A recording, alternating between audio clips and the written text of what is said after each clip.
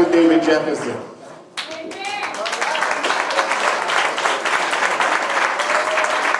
My brothers and my sisters, there is no one who has the love of our citizens, no one who cares about their people more than Mayor Ras Baraka. And with all that he has to do, the mayor has walked door to door, sharing with individuals what we need to do and definitely making sure that he has their commitment. He is committed to our city. And let me just say this. We need more mayors to speak out. We need more mayors to come from underneath the rock. We need more mayors to come out of the hole and get together and hold Wells Fargo accountable for the damage that they have done to our people. We need more Ras Baraka. Put your hands together, and I want you to welcome the mayor of the city of Newark, Mayor Ras Baraka.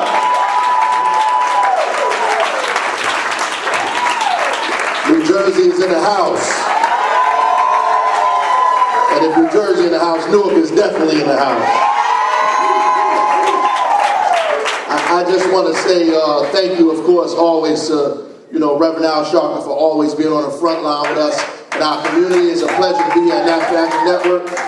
We're here, as you know, with Speaker Oliver, who's going to be our Lieutenant Governor. That's for sure. Dr. David Jefferson, who's always on the front line with us in the city of Newark. Our Council President, Mildred Crump, here with us. And I also want to thank Sister Frederica Begg for keeping us attuned to what is going on in our community, in our neighborhood, and to just be completely transparent. Our fight against Wells Fargo began because of Frederica Begg and her relentless efforts to make sure that we address this issue. And I'm going to sit down, but, she said that, I heard the Lieutenant Governor say that they said the banks were too big to fail. It has come to a point where our cities are too big to fail. Our community is too big to fail. African Americans lost 50% of their wealth because of this foreclosure crisis. Our communities are being destroyed. First they were redlined after the Second World War. Now they're being destroyed because they're taking away more wealth from our communities throughout the state of New Jersey and throughout this country. So we took our money out of Wells Fargo in the city of Newark. We took our money out. We said you can't help our people, then we can't put our money in your bank. That's what we did. The next step, because Frederica hooked me up with the information, we're joining with Florida and other cities in a class action suit against Wells Fargo and other institutions who have preyed on our community and have deteriorated our tax base. And we need your support and your help to make sure that this happens. We are here in support to make sure that we put all of our forces together and concentrate on this issue of foreclosure in our neighborhoods and our communities. A lot of folks don't know that we own property. Don't know that we own our homes. Our wealth is in our homes. Our wealth is in our property. So we have to fight for it, to maintain it, and keep it. And the last thing is, instead of giving these properties to these proprietors, these speculators, the city government is beginning to take these properties ourselves and sell them back to people in our community for affordable prices. This is what we're trying to do in the city of Newark. God bless y'all. Stay with the fight. Keep up the struggle. Give it up for our mayor.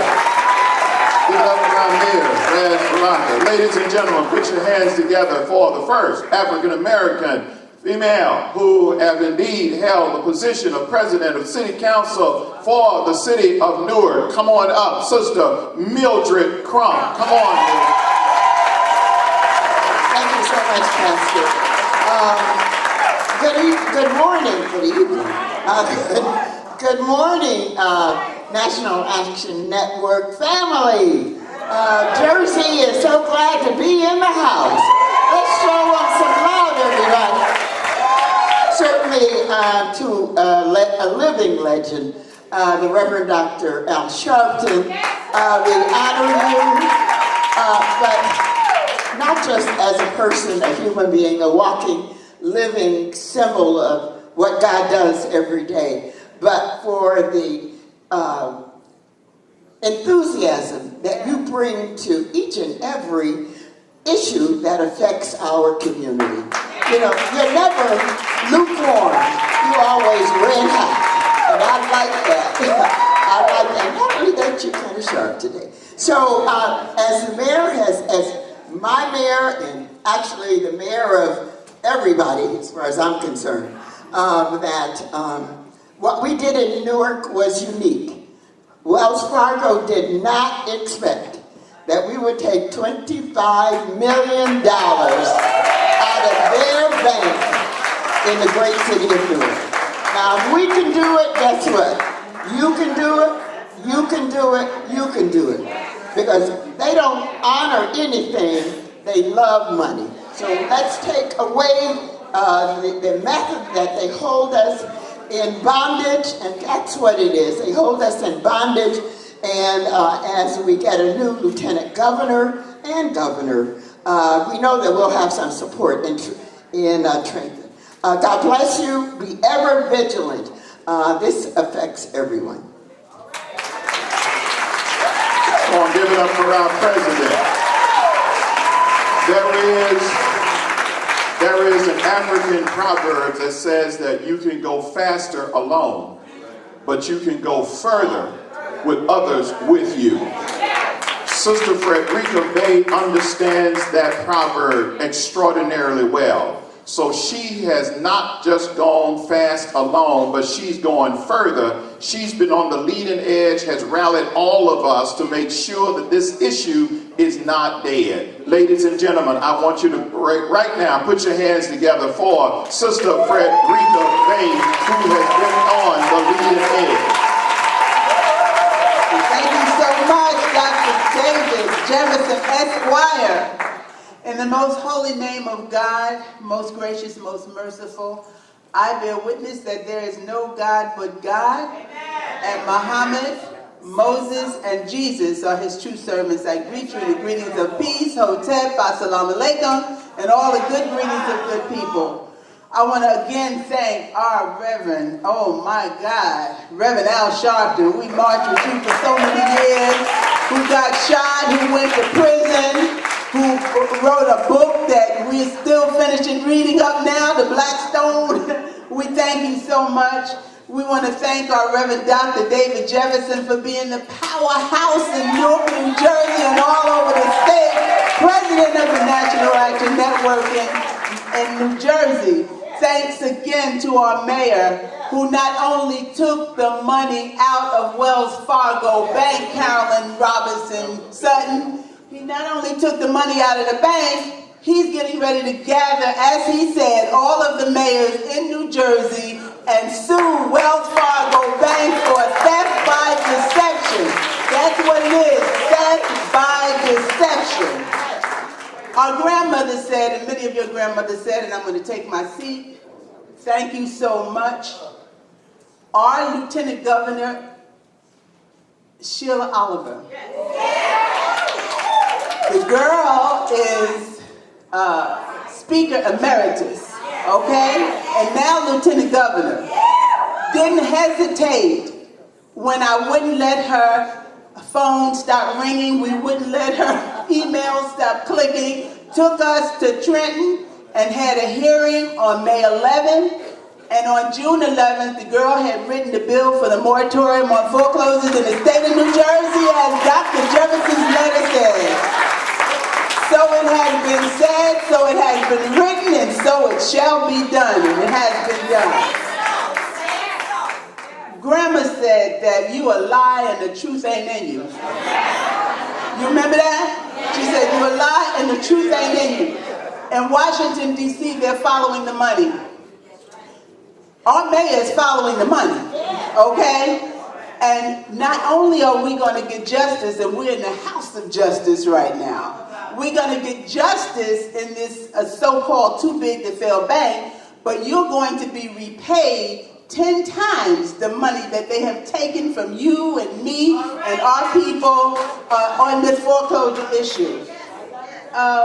Reverend Jefferson started last night in our meeting by saying, God said, if you, as you have done to the least of my people, so have you done it unto me. And so the mayor of the city of Newark and the mayors in the surrounding areas, when they filed this lawsuit, and I'm going to take my seat, on theft by deception, Dr. Jefferson is also an accomplished attorney. He's Dr. Reverend Jefferson Esquire, okay, and wrote that letter. So theft by deception is what's happening in Washington, D.C., it's what's happening in our banks, it's what's happening in our courts, and it's what's happening in our judges. So while Lieutenant Governor's moratorium is standing, after Governor Murphy, God bless, he chose the right one, so we're going to make sure he gets in there and sign this moratorium bill. As they do that, we're going to get the banks to do what they make us do. Comply with the law. Complying with the law is when you're asked, do you admit or deny that you are in possession of the original wedding note? And they say, we neither admit nor deny. Either you have the note or you don't. So again, I'm going to end with our grandmothers saying, you a lie and the truth ain't in you. But God is good and God is in charge and we're on a victorious mission. And I thank you so much, Reverend Al. Thank you so much. Council President Mildred Crump, thank you. Well, let's give it up for our sister for a brief debate. In New Jersey, in Newark, we have NAN Tech World. We're about to hear a major announcement from Sister Jamie. Come. Good morning, ladies and gentlemen, National Action Network. Okay, first I would like to thank God for the opportunity that He gave me to be under the leadership of our great, legendary Reverend Al Sharpton. So everybody give him a hand right now. This is very important. We always have to embrace our Reverend Al Sharpton because ain't nobody else gonna do what he been doing and continuously doing. However, there is a lot of power in this room today, so it is an honor to be amongst Dr. Jefferson, our council president, Sister Mildred Crump, everybody's mayor, as she said, and the emeritus, Miss Sheila Oliver, and my sister here, Frederica Bay. These are some of the people that I have come up and is giving me leadership as mentors, and as I watch them, I continue to go through the door of justice. However, in Paterson, New Jersey, as well as, I should say Passaic County and Bergen County, I am a chapter leader under the National Action Network.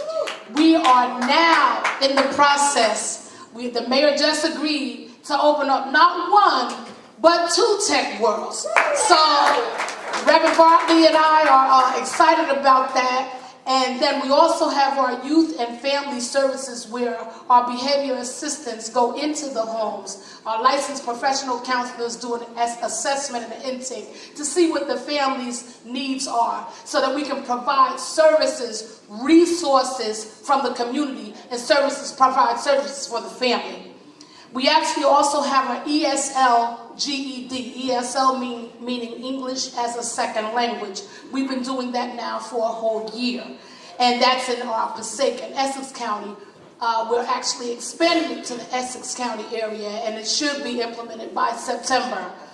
And we are now looking to have our first annual college tour for the at-risk inner city preteens.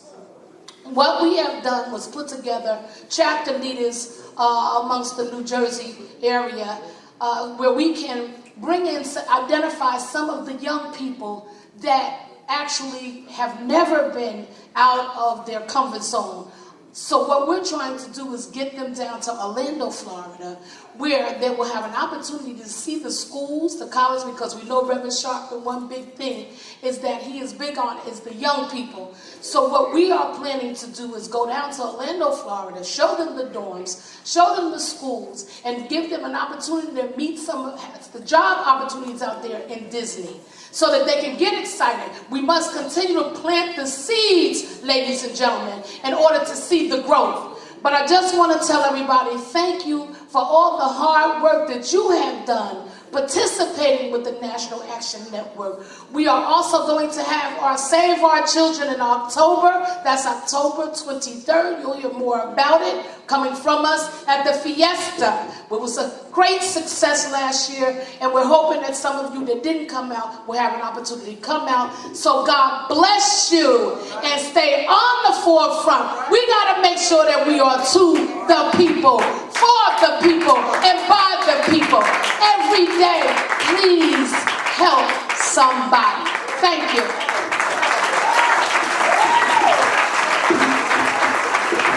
Thank you, Jamie.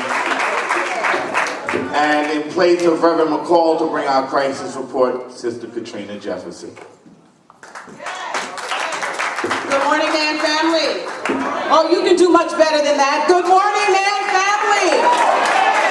It is indeed a great privilege to join you this Saturday morning at the House of Justice. I am filling in for our very own Reverend Kevin McCall, our crisis director who is traveling. And the crisis department has been very busy helping in the areas of employment, discrimination, education, civil rights issues, lawyer referrals, police misconduct, and housing. And in reference to housing, this week our crisis director went to court with a family that had a 3-day notice. And he advocated on their behalf and was able to get the judge to grant them permission to stay in their homes until March of 2018. Yes, and that certainly is something to applaud. This will allow them to have additional time to find a suitable housing and a place for them to live. Also this week, Reverend McCall went to visit and pray for 12-year-old Jimanisha Merritt in prayers, and keep our children active, especially during the summer months, and not leave them with idle time on their hands. Lastly, our crisis director met with a family who went to bury their father. And as they were lowering him into the ground, a decayed foot and a decayed leg came out. Now, Reverend McCall and Minister Foy were able to meet with the New Jersey Cemetery Board and Butler Police Department to open up a full investigation. This is why the National Action Network exists, shining a light on dark issues. So if you ever find yourself in a crisis, or if you don't know what to do, pick up the phone and dial 1-877-626-4651. Again, that is 1-877-626-4651. Thank you for listening to the NAN Crisis Report. Thank you, Sister Katrina Jefferson. For those of you who are with us in the House of Justice and are watching live stream, we need you all to reach out to your clergy members, your clergymen, your pastors, your assistant pastors, the ministers in your churches and your houses of worship. Reverend Sharpton has made a call for 1,000 of us to go to Washington, D.C.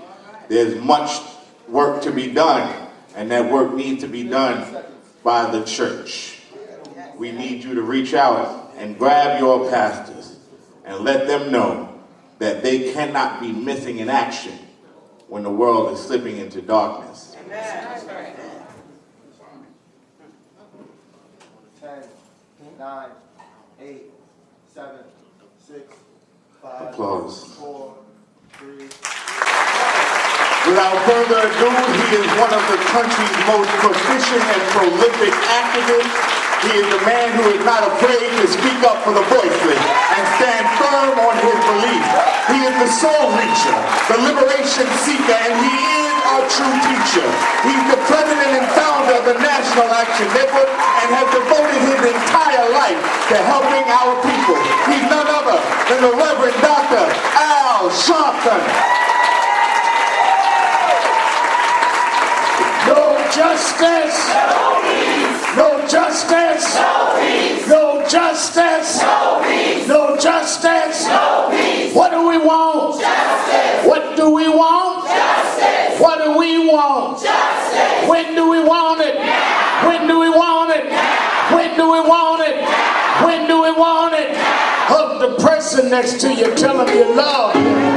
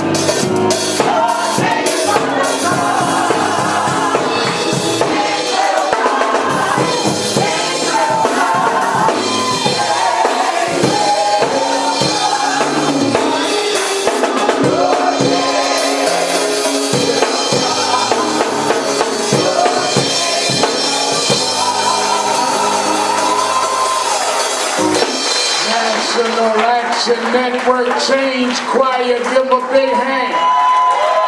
Give them a big hand.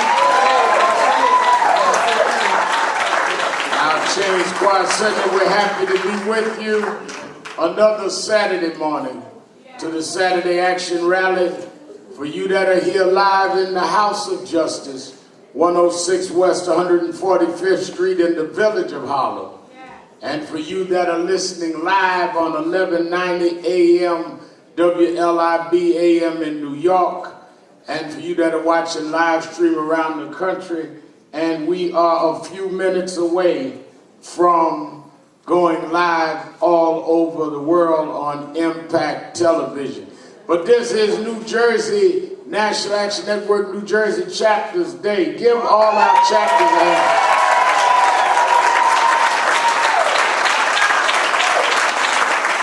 We are honored to have heard all on the airwaves, and you that were here, but our 1190 WLIB family has heard from this morning. Give another hand to my little brother and the biggest mayor in the country, Mayor Ras Baraka.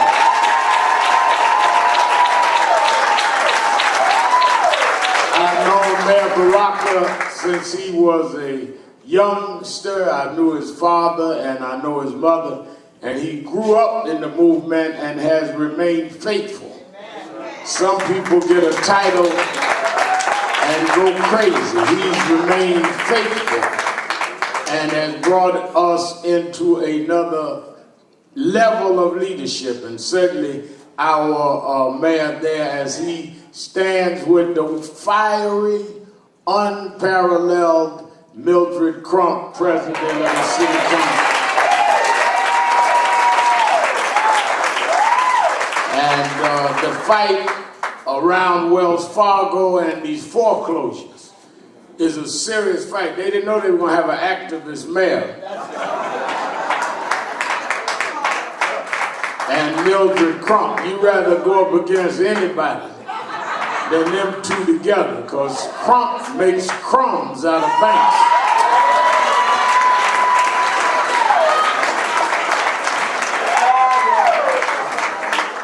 And then, of course, our sister Oliver, stand up. We're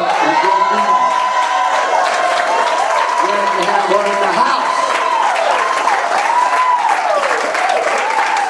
And certainly our chapter leaders from all over the city. You heard Jamie and all over the state. But none of that would happen without our chairman of the New Jersey, state of New Jersey, pastors the Metropolitan Baptist Church in Newark, where everybody from the grassroots to Cory Booker are members. Reverend David Jefferson Sr.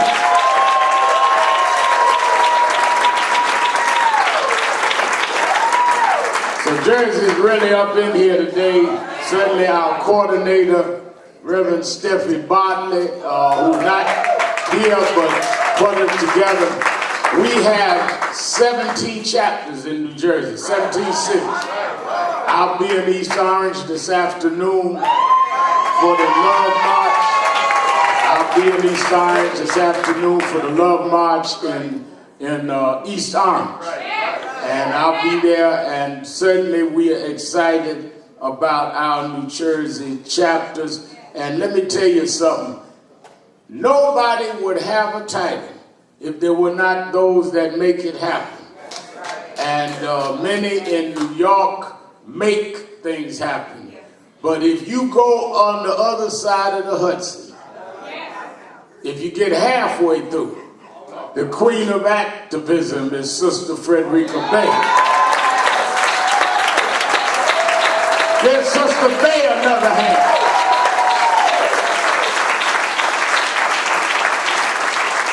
What she and Mildred Crump, what the mayor is doing around these foreclosures, everybody has had a recovery when Obama came in, but those at the bottom. And it got so bad that other banks think they can do it again. And we must stand with them. We talk about our houses. While y'all are running around watching what happens with Trump like you watching a reality show. You know, him and they got the new show this week is the Kim and Trump reality show. You know, you said this, I said that. You do this, I said that. While people's homes are being foreclosed on. That's right. While people can't get jobs. Now, North Korea is extremely important, but we got a deal on the ground. And that's why we support them, and that's why there is a National Action Network. So we want you to know that. Let me say this, we are honored to have in the house some of our leading ministers, as we do every week. Certainly one who I've known since I was 11 years old. I grew up in activism. My mother brought me to Reverend William Jones, Reverend Jesse Jackson when I was 11. They made me youth director of Operation Breadbasket when I was 13. I've been in the movement ever since. The co-chairman of Breadbasket at that time was Bishop Herbert Daughtry.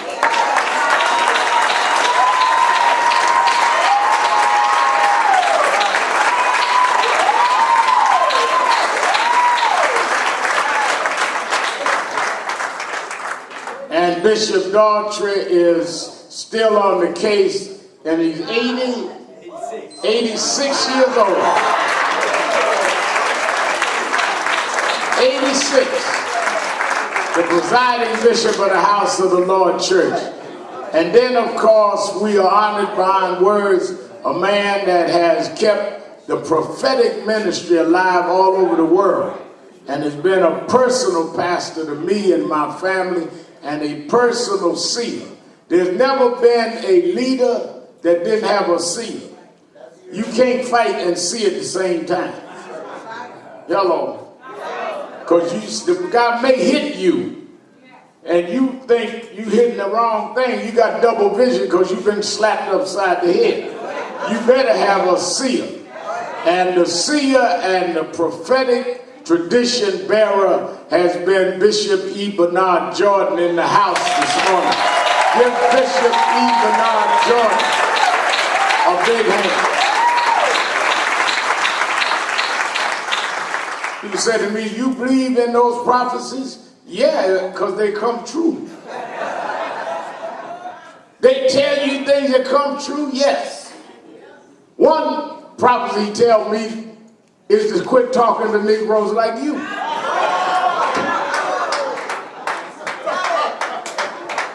I forgot the mayor was here. I shouldn't say that. But I'm honored to have him and so many of our ministers that come every week as we gear up for this big march. I'm going to talk about that in a minute when we go on television. We are doing the radio. Let me say also, Lloyd Williams, come quickly. This is Harlem Week. And while I want our LIB audience quickly to hear about what we are doing Harlem Week, the chairman of the Greater Harlem Chamber of Commerce, Brother Lloyd Williams. Thank you. Very quickly, Harlem Week is rolling. Started on July 30th. It ends on the 26th of August with the Percy Sutton Harlem 5K run. Next weekend, we have Summer in the City and Harlem Day. Saturday the 19th, Summer in the City. Sunday the 20th is Harlem Day. Let me mention to you that Reverend Al Sharpton is going to join us in honoring on Harlem Day Bishop Herb Daughtry. We're saluting him on Harlem Day. And let me free the mic up. We have material in the back for everyone. This Tuesday is the New York City Senior Citizens Day. You're all invited to come out. Material is in the back. I will close by addressing the theme for Harlem Week. The theme is Harlem, home of immigrants. Honoring New York's international diversity. I close by thanking my reverend, my friend, the distinguished Al Sharpton, for all he does. National Action Network is a part of everything we're doing during Harlem Week. Thank you for the time. Lloyd Williams.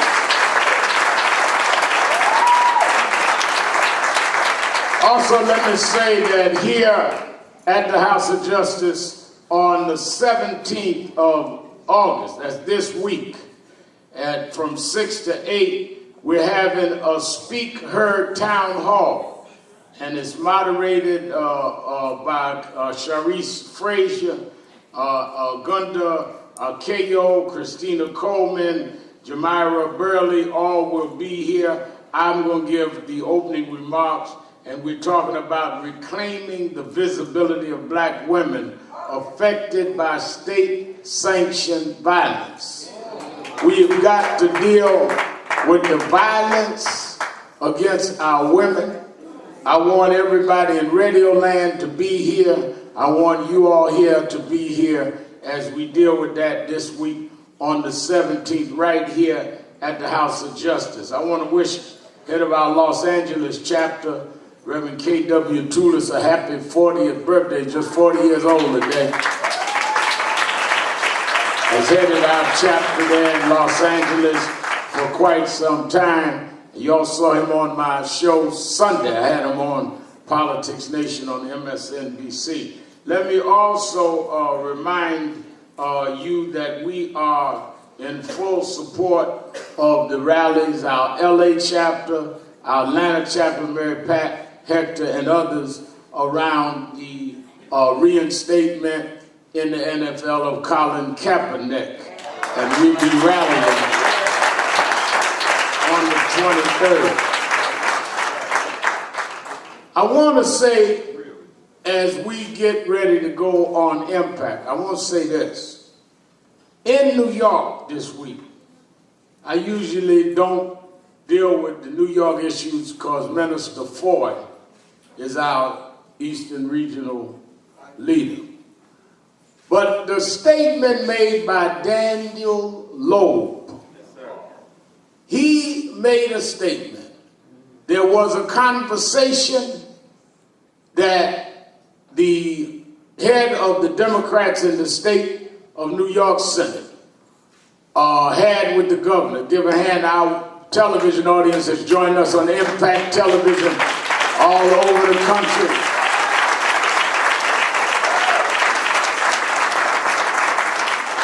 And I want you watching us on live television on Impact at any point in the broadcast that you need help or service or something. This is what National Action Network is for all over the country.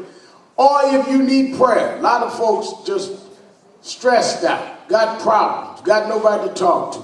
Our prayer lines are open. People are sitting at the phone. Don't think because we activists we don't pray.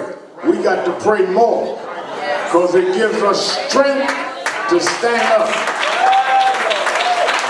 If you ain't been to battle, you guessing what God can do. But if you've been to battle, you know what he can do and you can get a prayer through. So you can call right now the prayer line, 1-877-626-4651. 1-877-626-4651. Those of you that want to support the network. Some of y'all say, I can't march, but I can send $5. I can send $2. You call there and they will accommodate how you do that. In New York this week, this man, Daniel Loeb, based on a conversation with the head of the Democrats in the New York State Senate, Andrea Cousins, she and the governor got into a debate. It dealt with the issues that boil down to charter schools and public schools. Now, I've worked trying to deal with this for some time. Many of you remember the first civil rights meeting that President Barack Obama had when he took office. He was inaugurated in 2009. That May, he met with Mayor Michael Bloomberg, myself, and Newt Gingrich around education. And he had Newt Gingrich and I tour. And I said charter schools where they're specialized are good, but they cannot replace public schools. You will never have enough charter schools to educate everybody. Just like the fallacy of having all of these kinds of schemes where you take some kids and reward them and wipe away the other kids. You do not have a society that selects who they're going to educate. You educate everybody. You don't know who can be what if you give them the basics and an even playing field.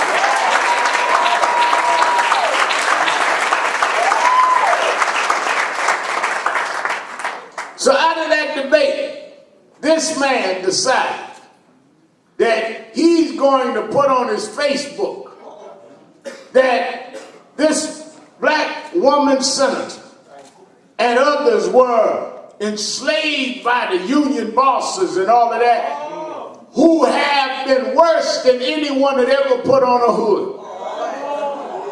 That's not what he said. To compare folk that stand up for public education and public teachers. If it wasn't for public teachers, I would not have learned how to read and write. To compare them to Klansmen that hung and lynched our people is a shame, a disgrace, and a despicable position for someone to have. And he's the chairman of the board of the Success Academy. He should not only resign, if he doesn't resign, they should take away any public money. You cannot fund us as long as someone with that mentality is chairing that board. He needs to be removed. We're not going to pay to be insulted.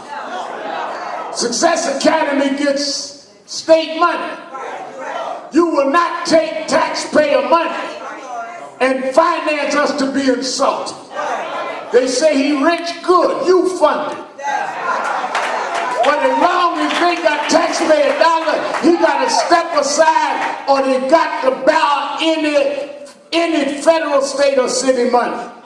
And I've asked Minister Floyd to get our champion National Action Network. We're going to march on the Success Academy this week.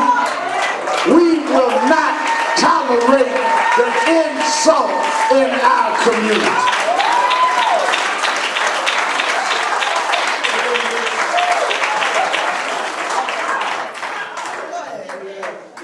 In that line, while I'm dealing local, is that they broke ground this week at LaGuardia Airport, and because of the work and agitation of Impact, Reverend Johnny Green, along with National Action Network and Kirsten Ford, they have a black in an equity position where for the first time, but now we want to know who's going to get the jobs and the concessions.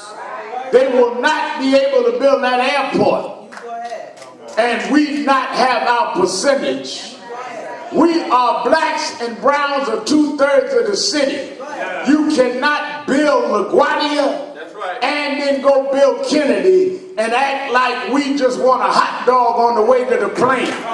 We want to own some of the restaurants, some of the newsstands, and the construction jobs.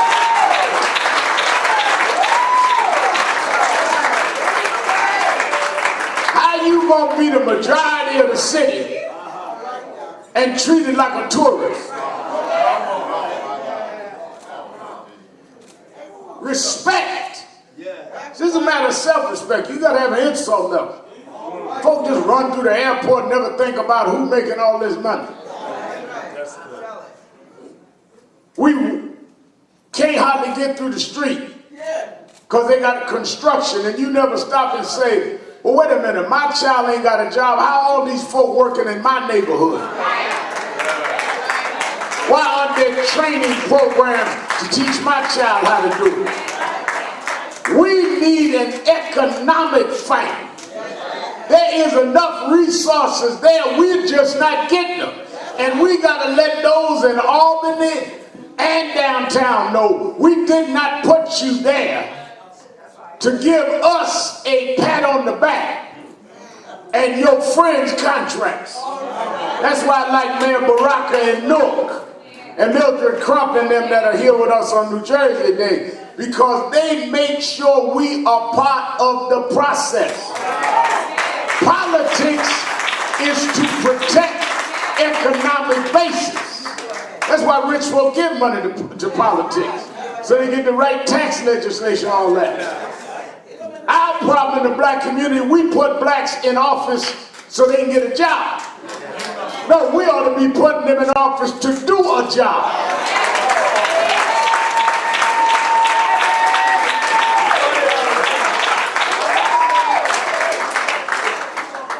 So that is why we need to stand up. Let me make this appeal before I get into my message.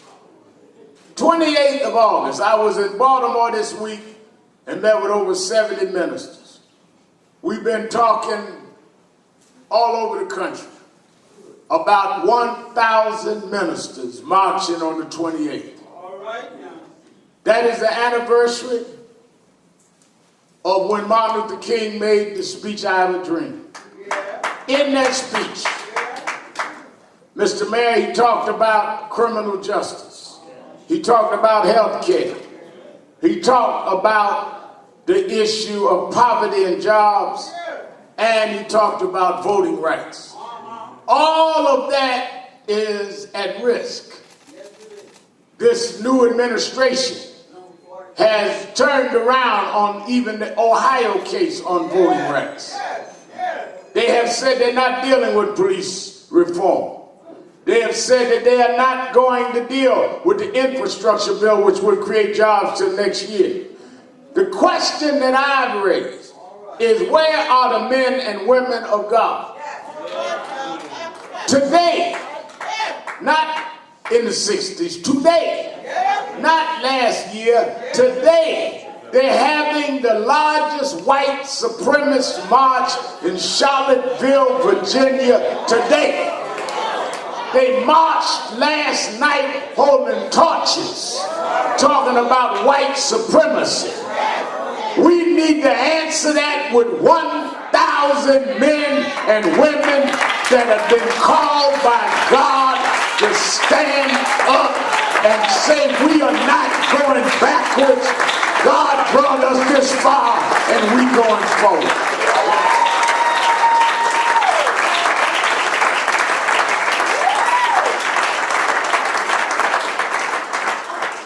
We done had every kind of march, but we never had ministers march.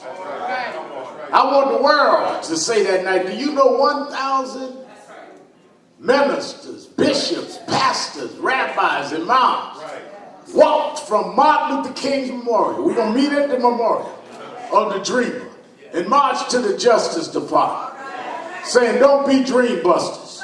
We're not marching against something, we're marching for something. We're marching to uphold a dream. Let me tell you something. God deals in continuity. Read the Bible. It flows from one generation to the next, and the generation that comes next protects the generation before it. The only ones that denounce those before them are people that are not in line with God's will. You ain't never heard a prophet curse out the prophet he succeeded.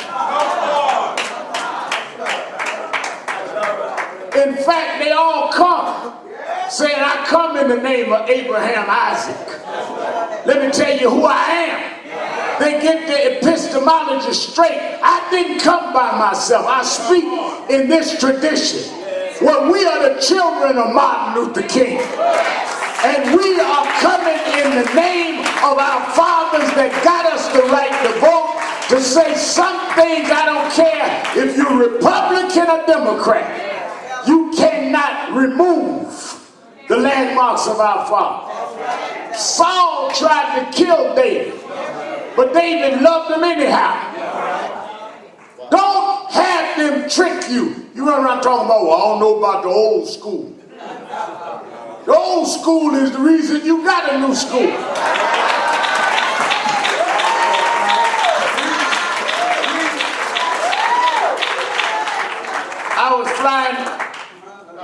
I was flying this week from Macon, Georgia, back up here. Man sitting next to me and kind of well-dressed, little attaché case, sophisticated, sitting up next to me, Mayor Baraka in first class. Because, you know, I don't ride coach in honor of Rosa Parks. I don't ride the back of that.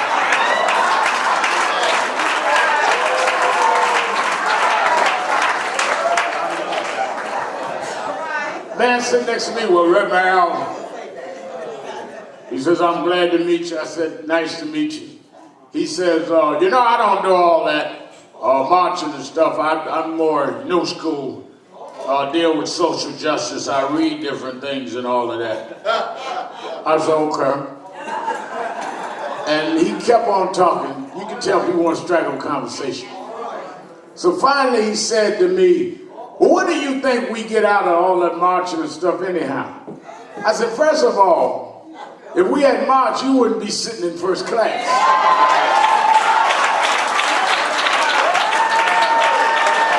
Let's stop right there. You wouldn't have went to the school you went to. They didn't invite you to school. Folk died for you to go to school. They didn't invite you to work at that company. We marched and went to jail, opened them doors. They didn't invite you to the suburbs.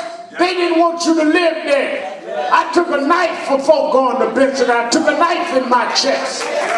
And here you are, just a few years of being able to live in the suburbs, and you forgot how you got there.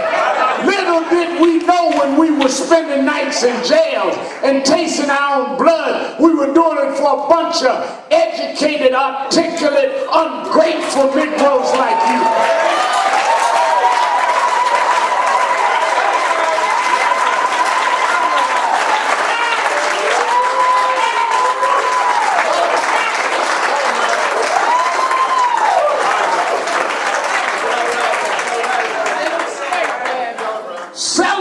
And embrace those that pass the baton to you. Even when we meet Jesus, First thing Matthew did was go through his lineage back to David. Yes, he did. You got to deal with where you come from and how you got there. But that's why I don't get better, because Dr. King taught us to fight with the love ethic. You can't fight out of hate. If the haters make you hate, if those supremacists marching in Charlottesville today make you hate, they beat you. Because they cannot defeat your spirit. You got to love despite being hated. That's why Gandhi won in India. That's why King won in America. They never brought us low enough to hate them. And that's why we've got a theme for this march. I'm so happy Zoe Ministries, it was touched their music department, that they've got a theme. And I want our television and radio audience to hear this song that's going to be the theme song on the 28th, when history records 1,000 ministers march on Washington. I want this choir to come. Don't y'all bring my sister with her violin now. Don't put her out. I look for her every time I go. I want to introduce the selection for you to hear all over the country. The supreme prophet of Zoe Ministries will introduce this song, Bishop E. Bernard Jordan. God bless you. God bless you, Reverend Sharpton. Let's give the Lord a hand for Reverend Al Sharpton. He stands on the front line for all of us. Amen. Amen. Amen. Amen. In every generation, God raises up a man to be a leader. And we thank God for this voice, that God brought him out of the ashes, out from despair. And God has caused him to stand through it all. This song, Love, was something that we wrote. It was written by Minister David Bratton. And we did not know why on the album we were putting this song. It was a unique one. And when we heard about the march for Reverend Sharpton, that there was a call for 1,000 ministers to go, a word came and says, take this to Reverend Sharpton, because our nation needs to understand love. And so we are going to be coming here to you today, spreading the love message and continuing in the continuity of Reverend Dr. Martin Luther King, because love overcomes hate. Amen.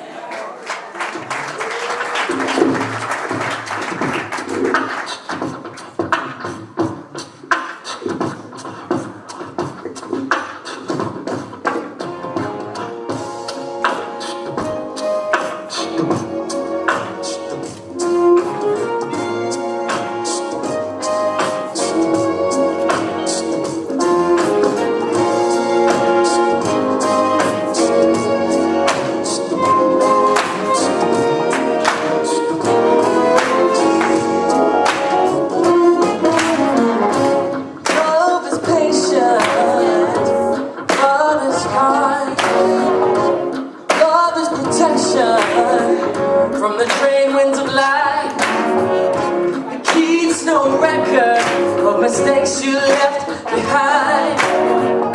And love undoes all things until the end of time. You have love in your heart. No room for hate. No room. Anger or pride.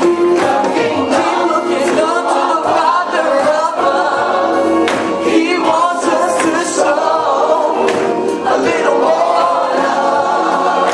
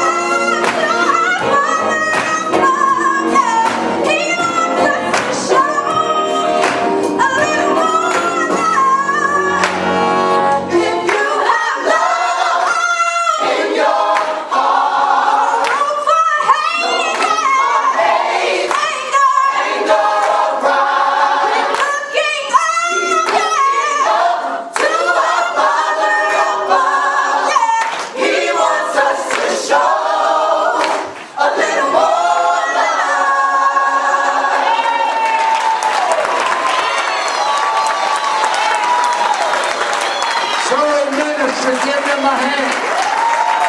Give them a big hand.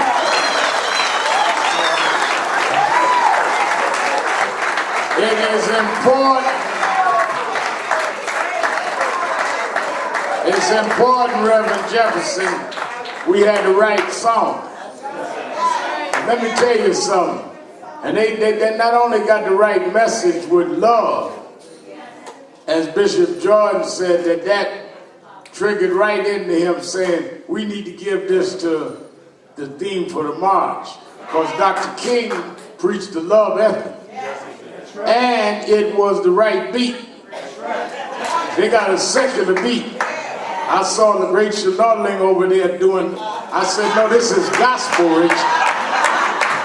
By the end of the song, she got ready to twerk. I told her, this is gospel, don't do that.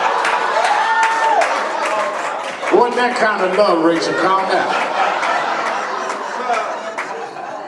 Give them another hand.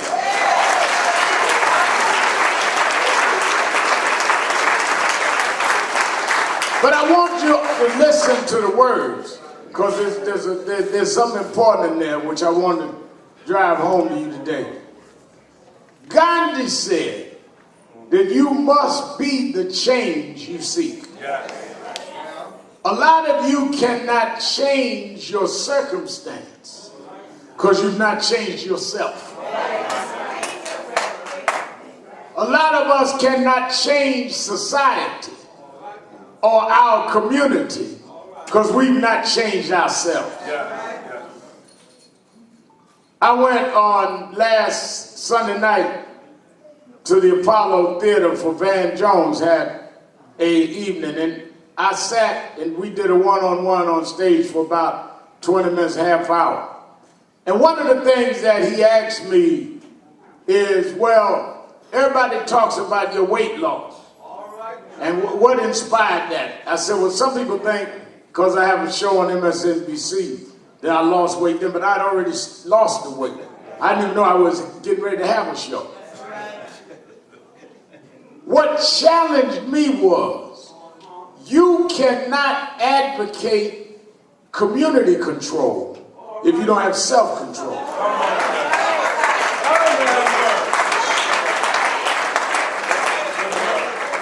You can't stand up talking about we want to control our community and you obese and getting ready to have a heart attack or stroke yourself. Anybody that can't control what they put in their mouth can't control what others do in their neighborhood. You got to, that's why they love it. You cannot defeat the agents of hate with hate. You got to love yourself to attract love to yourself. You got to respect yourself to attract respect to yourself. The reason people treat you bad is because you put yourself in a mentality and an environment of being treated bad. Some stuff folk don't try with me because they know I don't tolerate that. And you need to ask yourself, do people understand there's a line they can't cross with me? If there are no lines to you, that means you don't stand for anything. Hello? I remember when I got into the back and forward with a lot of my hip-hop friends. When I came out saying we need to stop using N-word and start calling our women hoes and bees. And they were like, well, man, we are with you, but you wrong, and da-da-da-da. And we had a big meeting. Rachel, I tease Rachel all the time, but Rachel been there with the thick with me. We had a big meeting. One of the big record company guys had it at his house. And all your top hip-hop guys gonna meet with me about I was wrong to get on them about the N-word. And while we were in the meeting,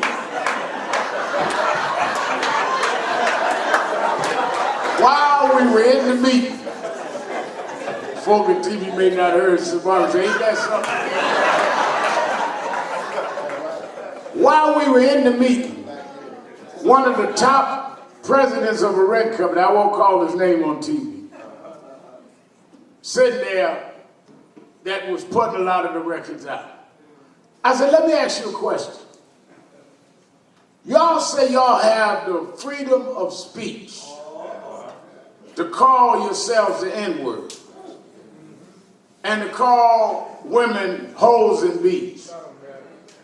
I tell you what, let's go in the studio and cut some records calling Irish folks' names, or Jews' names, or gays' names.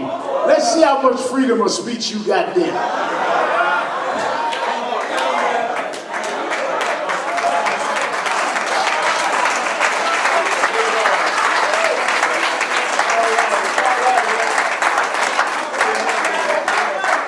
Until everybody allows you to denigrate them, don't you realize how you denigrate yourself for them to profit? But they will not let you have their children walking around calling them out their names while you're raising a generation to be a culture of nothing because you put a beat to being nothing.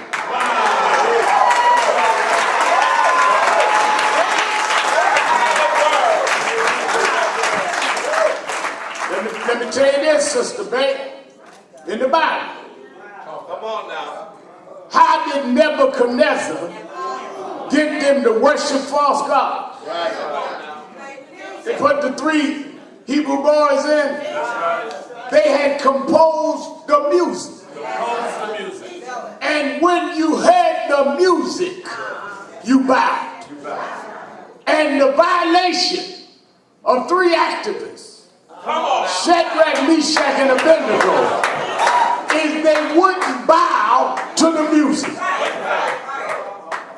And that is what they're doing with a generation. Having them bow to the music, so you are melodiously submitting to being a hoe and a bee and a nigger, because the music has soothed you into that consciousness.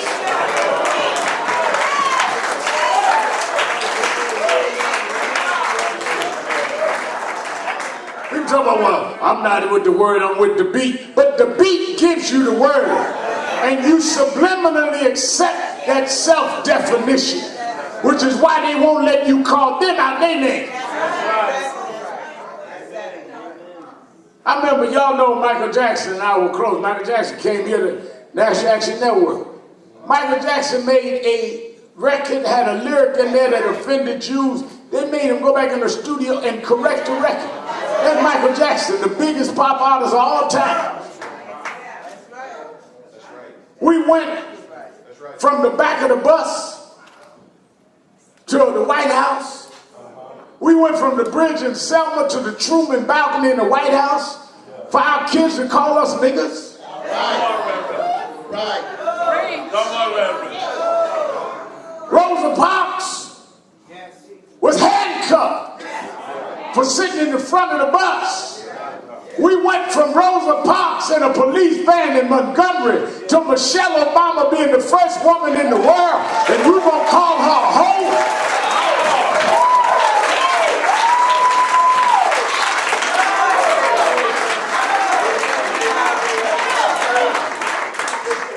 That's why you got to change the mind.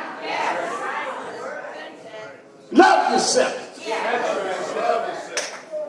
That's why I was telling a preacher last week, he was preaching, had a good message, Bishop Daughtry, talking about Job, but we missed something in the Job story that goes right with this song. We talk about how Job lost everything he had.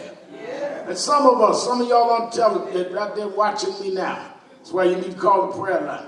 Some of y'all done lost stuff. Life ain't always up. You're going to go through downs. The issue in life is not to avoid downs, it's how you manage downs. Yeah, you get knocked down in life. All of us been knocked down. Difference with some of us is on our way down, we figuring how we gonna get back up. Job lost everything.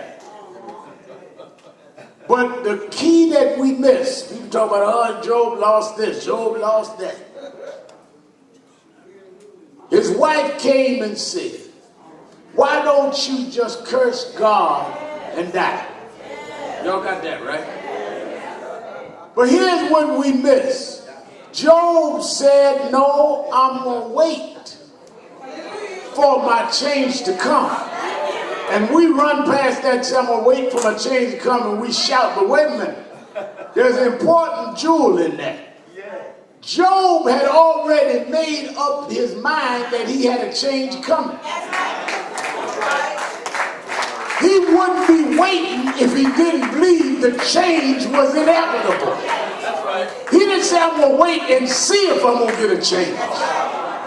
He already had claimed his change. I ain't waiting on something to happen. I'm not waiting if it'll happen. I have a change that's my change. And my change is going to come. Reason you can't get no change is you ain't claimed no change.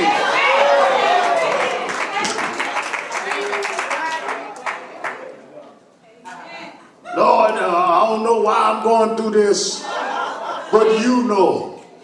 Lord, I wonder sometimes what y'all think God's saying. Lord, help me. Help you do what do you want me to do? I'm on my arthritic knees with corns on my toes. Will you help me? Do you need a pedicure? What do you want him to do? If you believe what he said, your change is built into your fall. All right now. So when we march, we ain't marching to ask for nothing. We march to proclaim that we know that you cannot change these things that were ordained by God in the first place.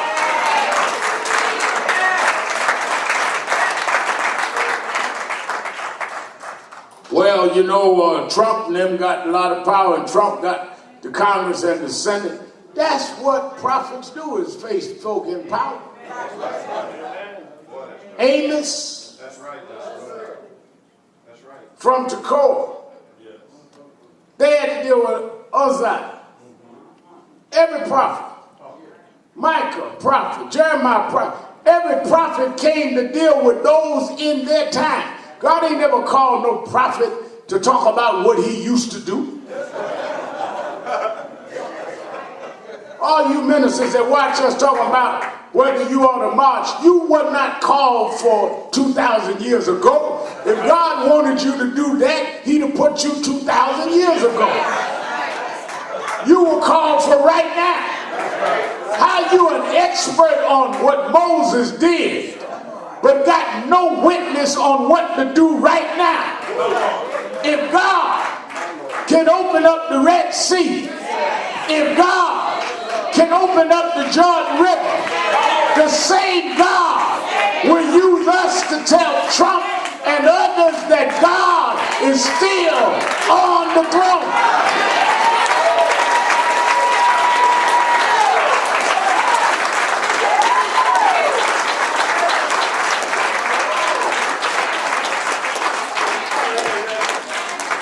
Have you ever thought about if it was left up to man, we'd have never come this far?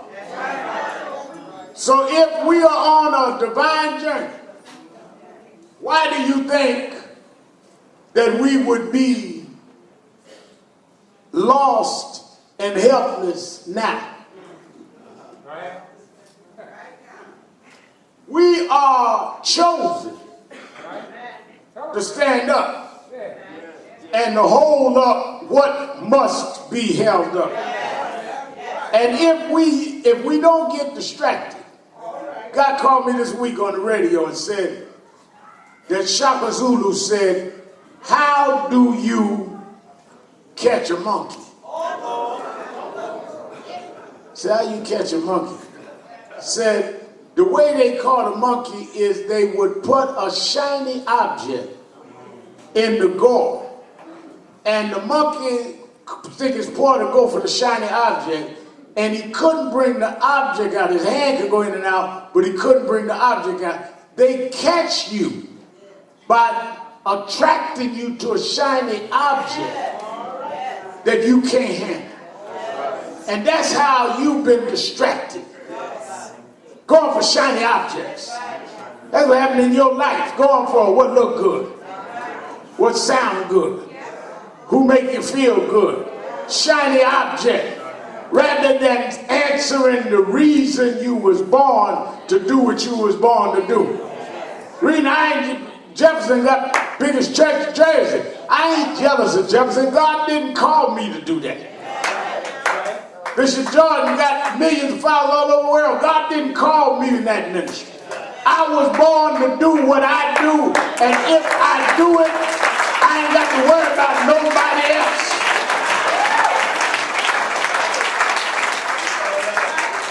I was growing up in Washington Temple, we used to sing, this little light of mine,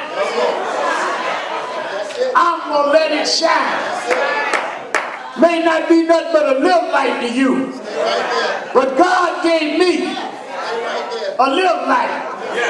Might not gave me a billboard, but he gave me a little light, and I'm gonna let it shine. My light didn't come out the seminary. My light didn't have a PhD. My light didn't have a daddy and a granddaddy that was a minister.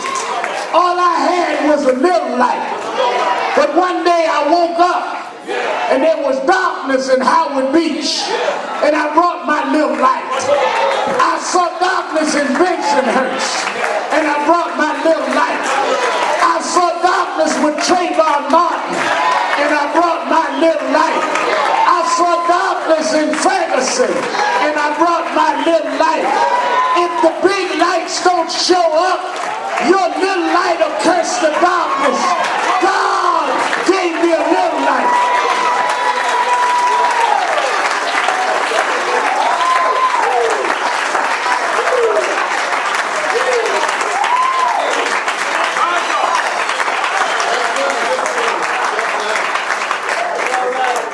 Wonder why you don't got what others got? Stop worrying about what you don't have. Maybe God gave you less, so you go where others won't go. And if you go where others won't go, you got more than anybody else there. All right. That's all right. All right. Yeah. That's all right. We need to reconnect. There was always the spiritual leaders that led our movement. Reverend Martin Luther King, Reverend Ralph Abernathy, Reverend Adam Clayton Powell, Minister Malcolm X. Because unless you believe in a higher power, you will bow to the powers of this world. But when you believe in a higher power, then you will believe that nobody can stop you, because you're not out here by yourself. There's an energy and a force that'll raise you up and give you strength you did not know you had. But when you start thinking about it in your own personal abilities, you fail every time. Jesus walking on the water, Peter said, beckon me to walk. Bible said he did well till he looked down. Why did he look down? All the folk on the boat talking about, Peter, who you think you are? Look at Peter out there trying to act like Jesus. Peter can't even swim. Peter out there on the water, them feet can't make it. And as long as he kept focused on Jesus, he could walk on the waves. As long as he was focused on who called him, he could walk over the fish. But the minute he started listening to those in the boat, he went down. You quit listening to the doubters on the boat. The God that called you watching this thing.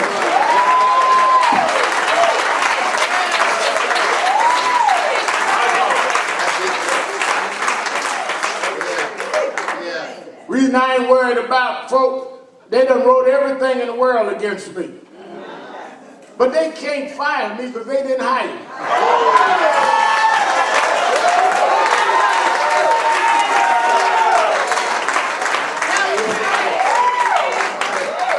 They can't stop you because they didn't stop you.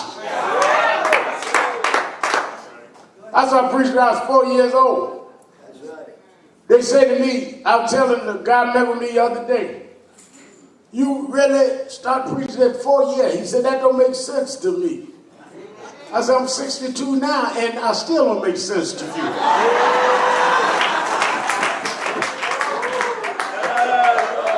I ain't trying to make sense to you. That's why I love that song again. Don't be that, be what God made you. Because if you get caught up in this world, the world will change. Do you realize we went from a classy, erudite, well-refined Obama family in the White House to Trump overnight? Overnight. Some of y'all got comfortable. We're in the post-racial generation. We don't need to march no more. Y'all laid back. Thought we got there. The dream has achieved in the twinkling of an eye. Now you're looking back at the 50s again. That's why you got to stand up for something from day to day. But I want them to know when we headed to Washington, I know you got the Congress. I know you got the Senate. I know you got the White House. But you cannot undo what God ordained.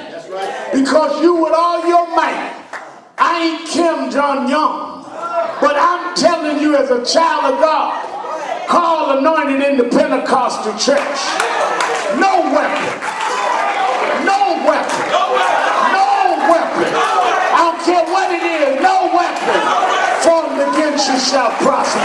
And if my people, I'm not talking to other folk, if my people, if called by my name, will humble themselves. You're too boastful, you're too proud. Humble yourself and pray and seek my face and turn from your wicked ways. Then, I don't care who the president is, then you will hear from heaven. I will heal the land. I will heal the land. I will heal the land. Everybody sing. Everybody sing. Everybody singing.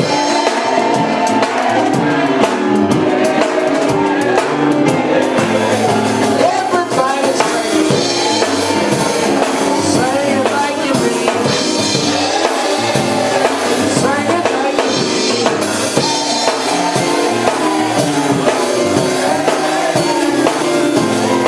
One more time, y'all.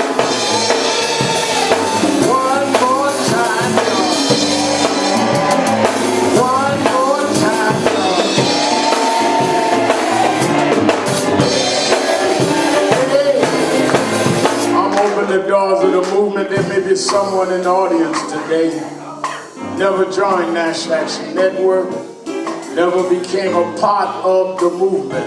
I want you to come right down right now. Let me sign you up and make you a member. You that are watching us on television in these closing minutes, you can call 1-877-626-4651 and be part of this movement. Be part of what we're doing. Don't just enjoy it, join it. Come on.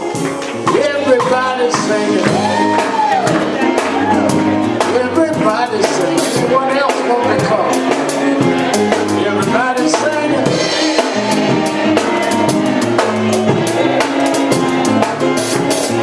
Singing like you mean it. Come on. Everybody singing. Everybody singing.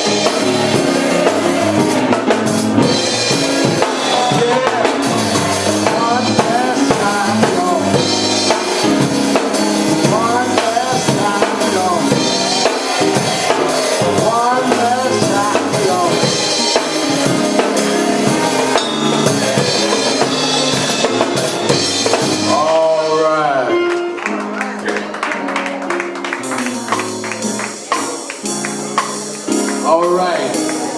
Sign up our new members. Moving quickly.